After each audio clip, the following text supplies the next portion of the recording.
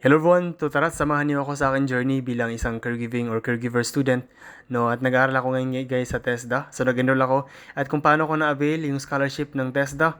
So panoorin niyo sa last part ng video at sinabi ko doon kung paano ko na-avail yon. At tara, samahan niyo ako, sumakay ako ngayon ng actually from Cagayan de Oro City pa ako. So dumating yung barko namin. So from Cagayan de Oro City to Tondo, Manila ng 10 AM to 10 AM. Umuwi muna ako sa bahay, natin ko yung mga gamit ko. And then nagbihis ako agad ako and then nag-start kasi yung klase namin 10 AM, so late na ako ng 2 oras kasi 12 noon na ako nakarating sa school. Pero nagpaalam naman ako sa professor namin na malilate ako at sinabi ko yung reason. So ito na yung school. So dito kami sa Makati. So from Taguig ako and then yung Makati yung school ko, dito ako sa Makati. So ito yung labas ng school namin. So actually pag mag-jeep ako, dalawang jeep lang, pero pag naghabal-habal ako, so nasa 300 yung back and forth ko, pero kailangan makatipid. So nag-jeep ako always. Ngayon lang kasi nagmamadali talaga ako, nalilate na ako guys. Ayun, paakit na ako dito. And then, ayun, napakita ko sa inyo yung ano guys. Actually, late na ako dito, pero mabuti na lang at mababait yung mga professor sa school na to, sa training center na to. So, hinahanap ko kung saan yung entrance kasi mali pala yung pinasokan ko na sa baba pala yung may salamin kanina. Yung nakita ninyo. So, ito yung guys sa labas ng ano. So, yan, caregiving. So, marami silang ina-offer dito ng mga courses. So, merong massage, meron ding mga ewan ko, mas marami pa. So, massage lang and then caregiving yung alam ko pa.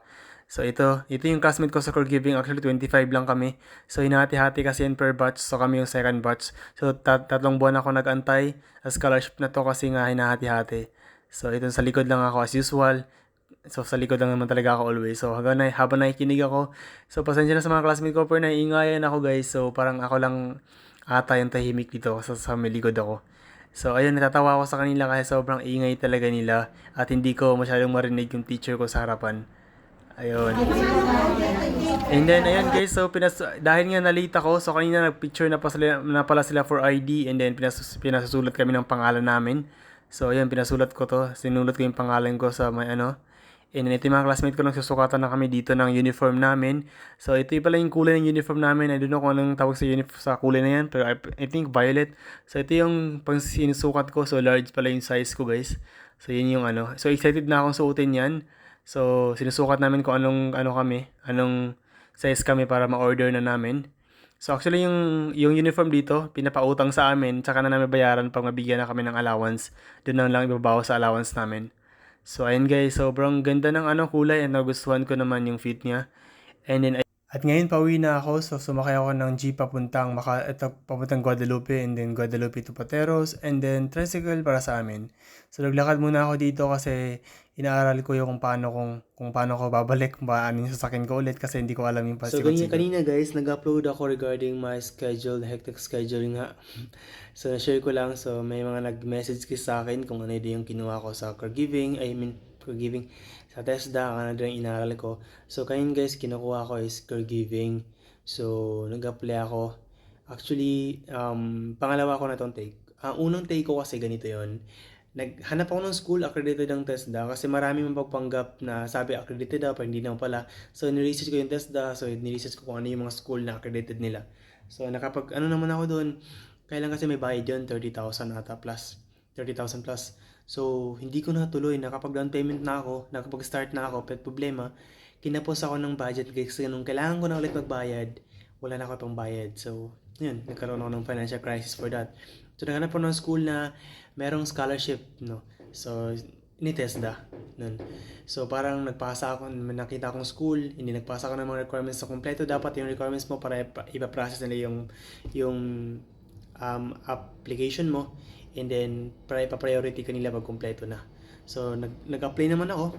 And then, waiting ako for scholarship na kung meron na ulit scholarship yung TESDA na ibibigay sa kanila. So, tinawagan ako na meron ng slot ako. Meron akong slot. So, yun. Kapag ako. So, hindi lahat ng school meron ganun. So, para makatipid kayo, just maganda rin na kayo doon kasi nasa 20 to 30,000 yung tuition fee for caregiving. And also, meron yung allowance from TESDA ulit. So, maganda siya. So, yun. And then, I also asked din sa kanila kasi marami silang skills na offer. Actually, meron ding NC2 massage. Meron din silang housekeeping. Marami. Alas lahat ata. Di ko lang alam yung buong talaga yung ino-offer nila. Pero kanina meron. Kasi may kasabayan namin, ako doon na massage sila. Ang sabi ko nga sa ano ko kanina na, "Ma'am, paano po pag ano, pag gusto ko po ulit mag-aaral ng ibang ano, ganito, ganyan, ganito yung course na kukunin ko ulit." Pwede daw yun, pero kailangan tapusin ko muna yung unang course ko. Pag nag-graduate na ako, tsaka nila ipaprocess yun. At hindi ko na kailangan magpasa ng ibang requirements kasi meron na akong pinasa. So, yun na lang din do. Parang ganun. So, maganda, di ba? Another scholarship, another allowance na naman ulit. So, hindi na kailangan magbayad. So, kung gusto niyo yung makapag-avail dun guys, so ilagay ko na lang yung sa link in yung description, so pwede mo silang i-message doon sa page nila. So napaka accommodating naman nila. Actually tinatawagan ko pala, tinetext sa dami ng applicant or student, alam mo yun, nagte-text ako, ang bilis ng reply nila, ganun.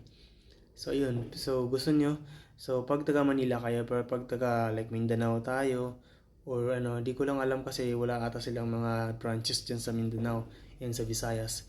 Sa Manila lang alam ko, sa may Makati kami. Makati kasi kami na branch, so doon ako. So everyday babiyahe ako doon. O madali lang naman kasi dalawang sakay